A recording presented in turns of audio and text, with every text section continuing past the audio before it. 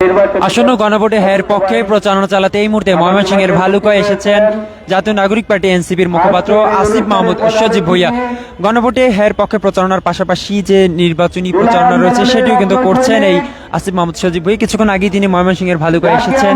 এর আগে তিনি বগুড়া একটি নির্বাচনী প্রচারণায় অংশ নিয়েছিলেন। সেখান থেকে এই মুহূর্তে ময়মনসিংহে রয়েছেন সাবেক এই মাহমুদ সজীব ভুইয়া। এই মুহূর্তে আপনারা যেমনটি দেখছেন যে ময়মনসিংহের ভালুকায় এই নির্বাচনী পদসভায় যেমনটি আমরা দেখছি যে 11 দলীয় নেতাকর্মী যারা রয়েছেন তারাও কিন্তু উপস্থিত রয়েছেন এবং আসিফ মাহমুদ সজীব ভুইয়া তিনি কিছুক্ষণ পরেই হয়তো এখানে বক্তব্য রাখবেন। এবং আমরা দেখেছি চট্টগ্রাম থেকে শুরু হয়েছে জাতীয় নাগরিক পার্টি এনসিপির এই নির্বাচনী পদযাত্রা এবং যে গণভোটে হ্যার পক্ষে প্রচারণা যেটি রয়েছে। জনাব আব্দুল করিম ভুইয়া উপস্থিত রয়েছেন।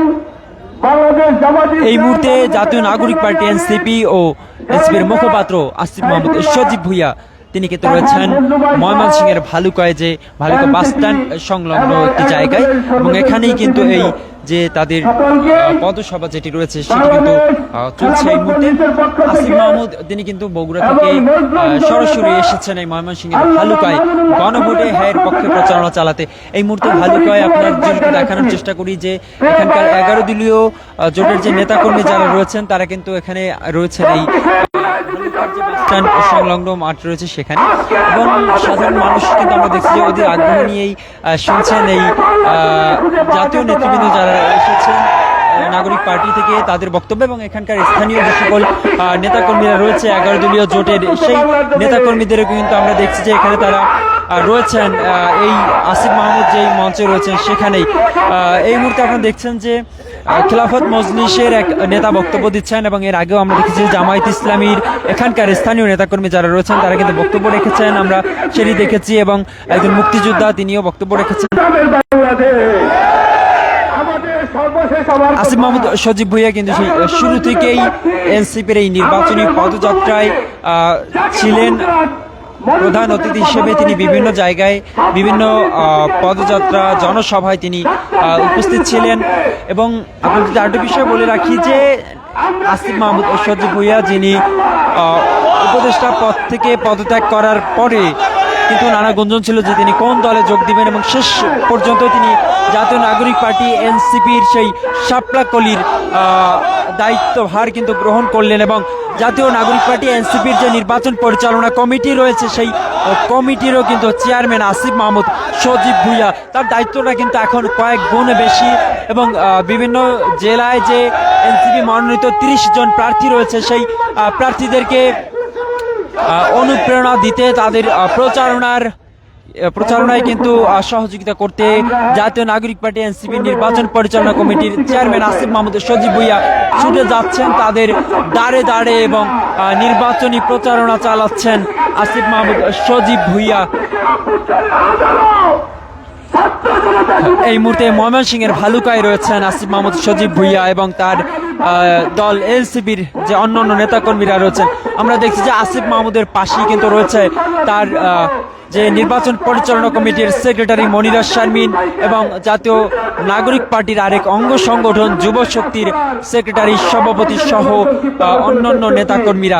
এবং আপনার যদি বিষয় বলে রাখি যে ময়মনসিংহের এই ভালুকায় পদসভায় এখানকার স্থানীয় সকল সাধারণ মানুষ কিংবা 11 দলীয় জোটের যে নেতাকর্মীরা রয়েছেন তাদের কিন্তু আমরা সর্ব উপস্থিতি লক্ষ্য করছি। এবং জাতীয় নাগরিক পার্টি তারা বিভিন্ন জেলায় জেলায় গিয়ে গণভোটের পক্ষে প্রচারণা চালাচ্ছেন।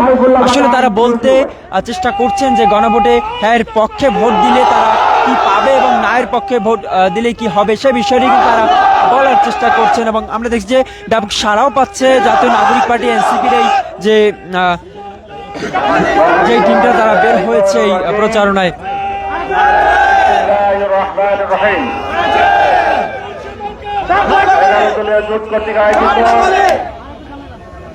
আজকের এই নির্বাচনী পথসভার সম্মানিত সভাপতি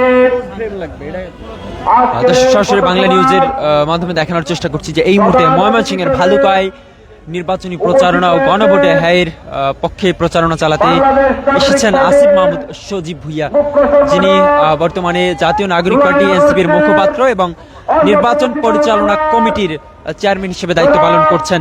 এই দায়িত্ব পাওয়ার পর থেকেই কিন্তু আসিফ মাহমুদ চষে বেড়াচ্ছেন চট্টগ্রাম থেকে বগুড়া, ময়মনসিংহ থেকে শুরু করে যেখানেই জাতীয় নাগরিক পার্টি সমর্থিত প্রার্থী রয়েছেন, অর্থাৎ 30 জন যে প্রার্থী রয়েছেন তাদের কাছে কিন্তু ছুটে যাচ্ছেন আসিফ মাহমুদ সজীব ভুইয়া। বিভিন্ন পর্যায়ের নেতৃবৃন্দ, জামাত ইসলামীর বিভিন্ন পর্যায়ের নেতৃবৃন্দ, বালুকার বিভিন্ন পর্যায়ের সুদীবৃন্দ, রাজনৈতিক দলের নেতৃবৃন্দ, মিডিয়ার নেতৃত্ব, আসসালামু আলাইকুম ওয়া রাহমাতুল্লাহি ওয়া বারাকাতুহু। যারা রয়েছেন তারা কিন্তু এখানে প্রিয় সংগ্রামী ভাইরা, এই মুহূর্তে ময়মনসিংহ ভালুকার যে 2026 সালের সেখানে 12ই ফেব্রুয়ারির সভা আমাদের বাংলাদেশের অনেক কাঙ্ক্ষিত নির্বাচন অনুষ্ঠিত হবে ইনশাআল্লাহ। এই বাংলাদেশের মানুষ আজকে আসিফ মাহমুদ সজীব ভুইয়া তারা বলতে চেষ্টা করছেন যে গণভোট মানেই বাংলাদেশের সংস্কার, শহীদদের যে মর্যাদা সেটি কিন্তু তারা বলতে চেষ্টা করছেন মানুষের দাঁড়িয়ে দাঁড়িয়ে গিয়ে। এই মুহূর্তে গণভোটের প্রচারণায় ময়মনসিংহের ভালুকায় আসিফ মাহমুদ সজীব ভুইয়া।